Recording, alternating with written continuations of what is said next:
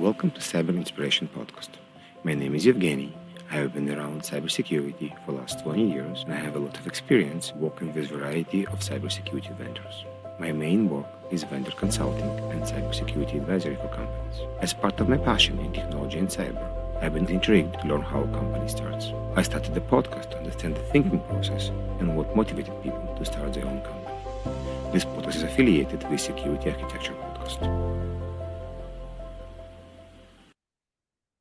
I'm happy to talk today with Charles from Coalfire about very interesting topics that were kind of close to my mind, to the point that I tell my kids to have a secret word with me and tell all the friends about it as well. So we'll dive in a second what do we mean about this. But before that, tell me about yourself and how long you've been with Coalfire and what do you guys do? Sure. So my name is Charles Henderson. I grew up in I guess the hacker communities of vulnerability researcher. That's where my roots were. And I've dedicated my entire life to offensive and defensive security. So, InfoSec, but more at the elite services level, everything from penetration testing to vulnerability research to red teaming to incident response to threat intelligence and threat research. Really, I've spent my life intrigued by the way things break. And I've run teams that have specialized in figuring out the way things break or the way things have broken for our clients, preferably before the bad guys do, but sometimes after the bad folks have already arrived in the form of incident response. We're with our clients on their best day when they find a vulnerability or on their worst day when they have a breach. And what we're trying to do is keep our clients healthy, get them back to health, get things working again. I came to Coalfire about a year ago, really to build out the cybersecurity services and really focus on broadening the service. They're well known in the offensive security space, but bringing on some heavy hitters in the defensive security space and building out that complete service so that our clients could use this as a one-stop programmatic shop for these kinds of services. Thank you. I do want to ask because it's such a bit source point. You mentioned how many years you spent in offensive pen testing, because there are many different things. And there's this notion in the world that you want to get to cybersecurity, you want to become a pen tester. And like, guys, you cannot just become a pen tester to get into cybersecurity. It's not like you did 72 hours course or even 3 months course, you got a pen tester. So in your opinion, for someone from 0 to 100, how many years, I'm not even talking months, they need to become a good pen tester? I would say minimum 3 to 5. I mean, to good. But you can start in pieces. You can start learning the craft. And there's a lot of companies, ourselves included, that have internships, apprenticeships, the kinds of things that you can start off on. And you can become, I've seen a lot of pen testers develop their craft over time. But I've also seen people look at, how can they contribute in the offensive or defensive mission and start to move over. I've seen people start out in things like vulnerability management, exposure management services, and they start getting exposure to vulnerabilities and then confirming vulnerabilities and then finding vulnerabilities. And it becomes a slow process that just sort of takes care of itself. But, I would say even with that process, there's also a mindset that's required. And, I've seen a lot of people try their hand in offensive security or even defensive security and just realize they're not a mental fit for it. And it's not that they're not smart people. Sometimes they're too smart for us, I think. But, the thing is, it's a different thought process to think how something breaks rather than how it works. It's almost a very negative, dark way of thinking, but I don't think of it as dark. I think of it as different, but it's a different Honestly approach. enough, I will be a very bad pen tester. I'm a solution architect. My mind designed to connect stuff, to build stuff together. I do have an opinion that a lot of my friends, that people I was kind of took under my wing, I told them, you can become a pen tester. You not just break stuff. You need to understand how to fix them. You need to recommend what to do after that. You're like, oh, I kick your door. You have a broken door. Thank you very much. What do I do about it right now? What do I need to reinforce? What do I need to change? So there is a lot of parts coming in there to understand the mechanism behind the network, the perimeter, the endpoint, the cloud security, whatever it is there to make it better, not just to break it. Absolutely. And some of that is organizational. When you think of a good provider, a good vendor in the penetration testing, or even let's talk about defensive services too, the threat hunting space, needs someone who has a holistic enough approach and a programmatic approach that's not just going to say, you have a problem, good luck, but instead say, hey, there's a problem here, you can fix it. And you're talking about your solution architect background. You're always looking at use cases. Well, we're looking at abuse cases. It's use case versus abuse case. And when you think about it from our perspective, it's all about, how can I make this thing that someone has created do something that the creator never intended?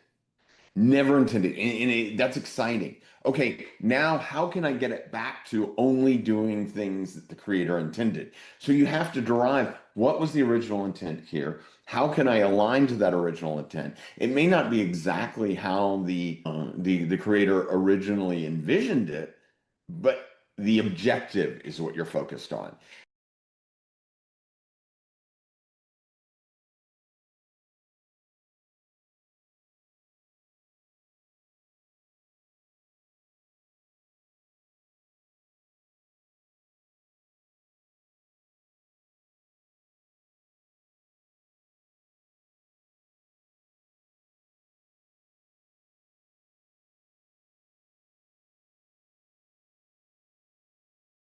And I understand the use case you want, but let's think of another use case, because And I that's think just a bad idea. collaboration is a very good, because you're absolutely right. Some people that know how to break not always know how to build, and vice versa. But when you combine people together and say, this is what we want to do, this is the objective, this is the pieces we want, because even you as a pen tester, for example, cannot really know all the vendors, how they work, how they operate, how the features, how they integrate to each other. And you're not supposed to, because there's a very, very massive amount of information. It's kind of bring me to the original idea of the discussion. There are many, many attack vectors. One of them is social engineering. And I'm not really sure where is AI cloning fell to. Is this social engineering? Is this technology? Is this a combination? I think, like many things that we've dumped AI into, AI has just completely blurred the lines. I mean, I would say it's the artist formerly known as social engineering, but I sit on the Black Hat review board, and this year we struggled in human factors. We got a whole bunch of AI submissions. It was the year of AI and Black Hat submissions, and one of the things that we noted is AI makes our jobs really difficult on the review board, because suddenly AI is everything, and yet AI has got its own track over there too. And it feels like AI has become part and parcel of everything we do. And everyone struggles with what we're going to call, is it deep fakes? Is it AI cloning? Is it somewhere in between? Is it just another form of social engineering? I think that somebody with a marketing degree is going to come up with a great name at some point. We're all going to say, this is what it is all the time. In my experience in the security world, we all think we have a name for something for the first 2 years that exists, and it turns out we're all wrong. So we'll see what the name, how we end up describing this 10 years from now, and somebody will dig up this video and tell me how wrong I was. But All right. in the same respect, as we're struggling with this name, I think we need to start looking at this as, wow, what are the possibilities? Because think back to, like, when like your family members first started getting email, and then spam came, and then spam got better, and they were all falling for opening attachments, or doing all these things, because the spammers got just a little bit better, and then the malware purveyors via email got just a little bit better. And the thing was that your family member that had just gotten an email was not comfortable enough with the technology to spot the BS. Okay. They didn't have that filter that said this isn't right because the whole thing was so new, nothing was normal. They didn't know what normal was, right? We're at that point with AI where we don't really think about the art of the possible of AI when we're taking a call or taking a video call or watching a video. And we don't have that immediate reaction necessarily unless you have a deep exposure to AI to say, hey, this isn't right. This is stupid. This is, you know, somebody's creation. This isn't real. That isn't your first instinct. And that's the beauty of sort of humanity in general. We always think the best until we've been exposed to the worst. And unfortunately, a lot of criminals, a lot of threat actors take advantage of that human instinct, that humanity within us. Holidays, Christmas gifts, all this perfect time, certain things happening. The bad guys always find a way to jump on it. And we're gonna go deeper on this part, but what triggered you? Why did you went down this particular part? And maybe we'll explain to people that don't understand what does AI cloning even mean. So, I mean, why didn't we go down this path? Because we wanted to show the art of the possible before the criminals did. Our job is to expose both threats, attack vectors, and the combination of the two before they have a chance to tally a ton of victims. Do I think that they will still tally victims? Yeah. But by starting to warn organizations that, hey, this is possible, you should be educating your users, you should be getting the word out, we hope to minimize the impact. But if you can fool someone into giving you credentials, if you can fool somebody into making a wire transfer, if you can fool someone into doing any number of things on your behalf, why hack in when you can log in, you know? It's really easy to just, fool someone into doing your bidding for you. It's really difficult to, you know, deal with a full-fledged compromise today, with all the detection and response technologies. And we're getting better in that way, in that manner. So, threat actors are going to take the path of least resistance. And it turns out that AI is really easy to use.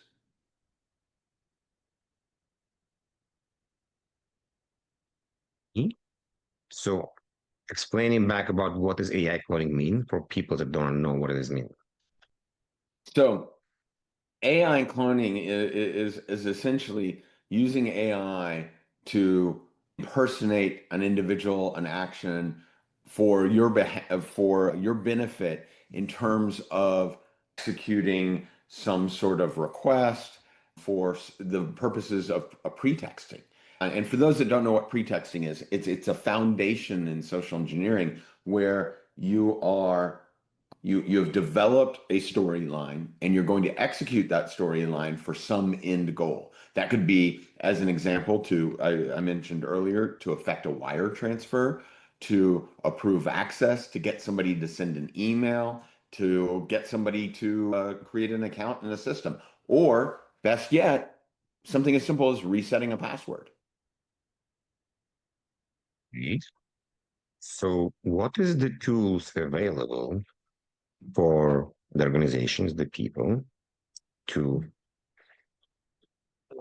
be outside of the core, as you mentioned, beside talking to people, beside learning? So let's talk about tools. Let's talk about education. Okay. So, in terms of, I think first, let's deal with education. Okay. Education in terms of targets right now is, I think, really as simple as showing how effective this can be. I saw one CISO that did a really nice job with their organization, and effectively they created the entire lesson plan for social engineering, pretexting, and AI cloning using AI. And at the end of the session, they said, oh, by the way, this whole thing was done without the CISO who appeared in it, the CEO who appeared in it, and all these people who had lended their name, image, and likeness, shall we say, to the programming. And the reason this was effective is everyone sitting there watching just assumed this was another all hands from the CISO, CEO, etc. And when they got to the end and said, oh, by the way, this whole thing was done with AI, you start to understand how effective and how convincing it could be. This is good. Okay, so this is education. I'm showing problem. The next question, okay, thank you very much. What do I do about it? So you told me I have a problem. Now I'm scared. So, in addition to education, I think the second part of this is starting to design systems so that people that are fooled by these kinds of pretexts and other kinds of pretexts for that matter are less able to fail. If you think of like somebody that has the ability to reset a password, they shouldn't be able to reset a password just based on the what someone looks like on a video call. Procedure. Or exactly. So changing the policies, changing how things work, and the system design so that you can no longer bypass based on being fooled. And it's actually applicable not just for this, it's applicable for social engineering when people call and ask for a password. We never do passwords. It's applicable to CRA. CRA are never going to call you, ask for XYZ. There's many other different options where it's applicable. And I guess what you're saying is take what you have. I hope you have it for other systems and make sure deepfake, make sure AI cloning is there and see how it's working and test it as well. I am, but I'm also saying design your system so that if someone's fooled, they can't fail themselves. And you can do that by requiring, if something's required to change the password, don't give someone that works phone support the ability to bypass that control. I see a lot of systems where the person working phone support has the ability to bypass a control under certain circumstances. Yeah. If they have it, they will do it and they'll be fooled into doing it. Fair. What would you recommend on the executive level? Because I think the target in many cases is the executives. Besides the controls, what else they can do? What is the mind should think about it day by day? Setting up some form of verification protocol for executives is key. Even outside of this, executive impersonation, whether it be business email compromise or any number of vectors, has been a real thing. Okay. Anytime that a request goes out, there should be a verification process. And companies should not in any way discourage that process from ever being executed. If the process is undertaken, it should be applauded, rewarded, not scoffed at, discouraged. It's all about attitude there. It's encouragement. And for everybody that's listening to us right now, when you do security awareness training, you should include some things that are related to impersonation, related to this part, to see how it's working, not just a spam email, not just other things. This is important to test your systems and test your procedures as well.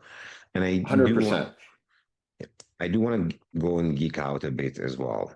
Okay, beside this, what technology, and I'm familiar with some vendors as well, but let's say type of technology, we don't want to name vendors, available right now to help us. Is there a plugin to Zoom? Is there something else that you think will be available soon? Tell you, wait a second, by the way, you should be careful. This is not the real person you're talking to. I mean, here's the thing. I think that we're going to be in an arms race for a while where we're going to have probably some AI plugins that detect AI. And that's a cat and mouse game. That will slow down and stir up. And at the end of the day, I don't count on a technology to bail you out. It's a defense in depth strategy. And education's never going to get you to 100%. But for a firm that doesn't start educating today, they're going to have a real problem tomorrow. And I agree with you. We shouldn't rely 100% on technology. The same as if we have spam filters on our phones, that probably remove some of the people, but it's almost like the first line of defense. Somebody will get through, and you need to have your hand on the pulse to listen, to understand, and to pay attention to what's happening.